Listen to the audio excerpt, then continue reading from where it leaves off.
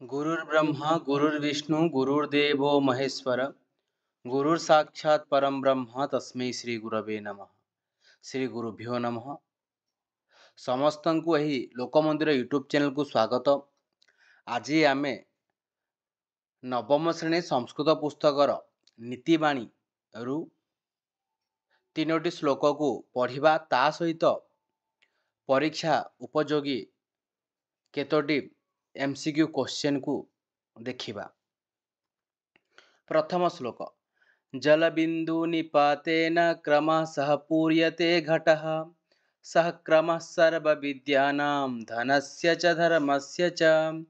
जलबिंदु निपातेन क्रमशः पूर्यते घटः सः क्रमः सर्वविद्यानां धनस्य च धर्मस्य च।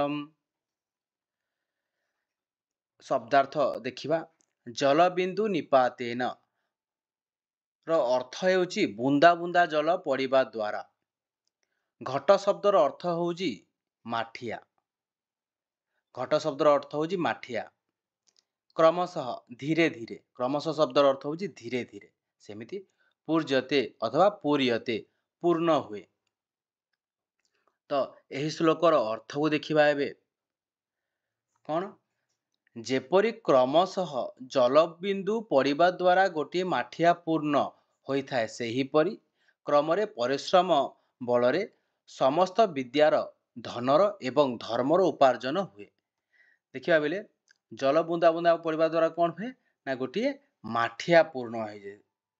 ତ ଏହି ଶ୍ଲୋକରୁ ଗୋଟିଏ MCQ କ୍ୱେଶ୍ଚନକୁ ଏବେ ଦେଖିବା। MCQ କ'ଣ ଅଛି? ଜଳବିନ୍ଦୁ ନିପାତେନ କ୍ରମଶଃ ଡ୍ୟାଶ୍ ପୂର୍ୟତେ, ମାନେ ଜଳ ବୁନ୍ଦା ବୁନ୍ଦା ପଡ଼ିବା ଦ୍ୱାରା କ୍ରମରେ କ'ଣ ପୂର୍ଣ୍ଣ ହୁଏ? ତ ଅପସନ୍ ଅଛି ଆମର କ'ଣ? ଘଟ, ନଦୀ, କୂପ, ଧନମ। ତ ଏହି ଶ୍ଲୋକରେ କ'ଣ ଅଛି? ନା ଘଟ ଅଛି। ଜଳ ବୁନ୍ଦା ବୁନ୍ଦା ପଡ଼ିବା ଦ୍ୱାରା କ'ଣ ହୁଏ? ନା ଘଟ ପୂର୍ଣ୍ଣ ହୁଏ। ଘଟ ମାନେ ମାଠିଆ। ଦ୍ୱିତୀୟ ଶ୍ଲୋକକୁ ଯିବା। ଉପଦେଶೋ हि ମୂର୍ଖାଣାଂ ପ୍ରକୋପାୟ ନ ଶାନ୍ତୟେ ପୟଃପାନଂ ଭୁଜଙ୍ଗାନାଂ କେବଲଂ ବିଷବର୍ଧନମ୍। ଉପଦେଶो हि ମୂର୍ଖାଣାଂ ପ୍ରକୋପାୟ ନ ଶାନ୍ତୟେ ପୟଃପାନଂ ଭୁଜଙ୍ଗାନାଂ କେବଲଂ ବିଷବର୍ଧନମ୍। ତ ଦେଖିବାରେ ବେଲେ ଶବ୍ଦାର୍ଥ ଦେଖିବା। ତ ନ ଶାନ୍ତୟେ ଗୋଟିଏ ଅଛି, ଏଠି ଦେଖିବା। ଏଠି କ'ଣ ଅଛି? ନା ନ ଶାନ୍ତୟେ, ଶାନ୍ତ ହୁଏ ନାହିଁ ଅଥବା ରାଗ ଶାନ୍ତ ହୁଏ ନାହିଁ। ତ ପ୍ରକୋପାୟ, ରାଗ ପାଇଁ। ପ୍ରକୋପାୟ ଶବ୍ଦର ଅର୍ଥ କ'ଣ? ନା ରାଗ ପାଇଁ। ପୟଃ, ପୟ ଶବ୍ଦର ଅର୍ଥ ହେଉଛି କ୍ଷୀର, ଦୁଗ୍ଧ ଯୋଉଟା। ତ ଭୁଜଙ୍ଗାନାମ, ଭୁଜଙ୍ଗ ଶବ୍ଦର ଅର୍ଥ ହେଉଛି ବୋଲେ ସାପ। ଏଠି ଭୁଜଙ୍ଗାନାମ ଅଛି ଷଷ୍ଠୀ ବହୁବଚନ, ତ ସାପ ମାନଙ୍କର। ତ ଦେଖିବା ବେଲେ ୟାର ଅର୍ଥଟା ଦେଖିବା। ଅର୍ଥ କ'ଣ ହବ?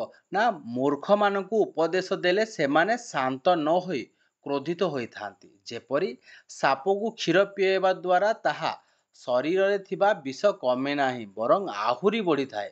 ତେଣୁ ମୂର୍ଖଙ୍କୁ ଉପଦେଶ ଦେବା ଏବଂ ସର୍ପକୁ କ୍ଷୀର ଦେବା ବ୍ୟର୍ଥ ଅଟେ।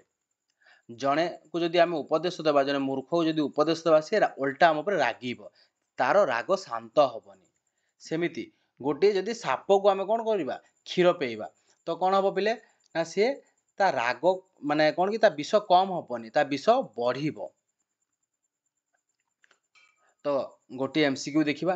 ଭୁଜଙ୍ଗାନାଂ ପୟଃ ପାନେନ କିಂ ଭବତି। ଭୁଜଙ୍ଗାନାଂ ପୟଃ ପାନେନ କିಂ ଭବତି। अमृतवर्धनं भवति, विषवर्धनं भवति, शक्तिवर्धनं भवति, दर्शनं भवति। किं भवति अत्र? अत्र भवति विषवर्धनं भवति। माने साप जदि क्षीर पिउछि सेठु कोन हबो? ता विष बढ़िबो। विष कमिबनी। सेथिबाई सठिक उत्तरटा ऑप्शन बी। परवर्ती प्रश्न, परवर्ती श्लोक। नारिकेलसमाकारा दृश्यन्त्यपि सज्जनाः अन्ये बदरिकाकारा बहिरेव मनोहरा। नारिकेलसमाकारा दृश्यन्तेऽपि सज्जनाः अन्ये बदरिकाकारा बहिरेव मनोहराः। तो देखिबा पिले एठी गुटे संधि अछि। देखिबा संधि कार्य कोन अछि? ना देखिबा एठी ना दृश्यन्ते अपि, दृश्यन्ते युक्त अपि दृश्यन्तेऽपि। ओके, तार से बहिरेव, बहिः युक्त एव, बहिरेव। सेमते शब्दार्थ देखिबारे बेले तो कौन अच्छी? ना दृश्यन्ते देखा जाए। दृश्यन्ते माने कौन? ना देखा जाए। एठी अच्छी देख दृश्यन्ते नारिकेल समाकारा नड़िया सदृश नड़िया परी नारिकेल माने कौन नारिकेल फल माने कौन नड़िया सज्जना माने भल लोक माने बही माने बाहर मनोहरा शब्दर अर्थ होची सुंदर मनोहरा शब्दर अर्थ कौन ना सुंदर यही श्लोकर यही नीतिवाणी श्लोकर आमे अर्थ जानिबा देख पे नड़िया एटा होची बरकोली आमे सम्बलपुर बुरो बोलिकी कहू तो देखिबा अर्थ देखिबा सज्जना माने नड़िया भली होइथांती सज्जना माने केमती होइथांती नड़िया भली होइथांती बाहरु कोठर भितरु नरम होइथांती जे भल लोक से कौन ना बाहरु कोठर देखा जाती परंतु से भितरु बहुत नरम कोमल हृदय होइथांती तार उल्टा रे बिले ना कौन ना ता विपरीत दुष्ट लोक माने बरकोली परी कौन ना बरकोली परी बाहरु नरम देखि पारथियो बाहरु कौन नरम जे सुंदरिया होइछंती परंतु भितरु कौन बिले ना भितरु कोठर होइथांती माने बाहरे गोटे कथा कहबे ताको भितर गोटे कथा थिबो तो एमसीक्यू देखिबा के बदरिकाकाराः मनोहरा दृश्यन्ते माने केउ माने बदरिकाकार माने बरकोली फल परिका सुंदर दिशि थांती सज्जन माने दिसतांती ना उदार पुरुष माने दिसतांती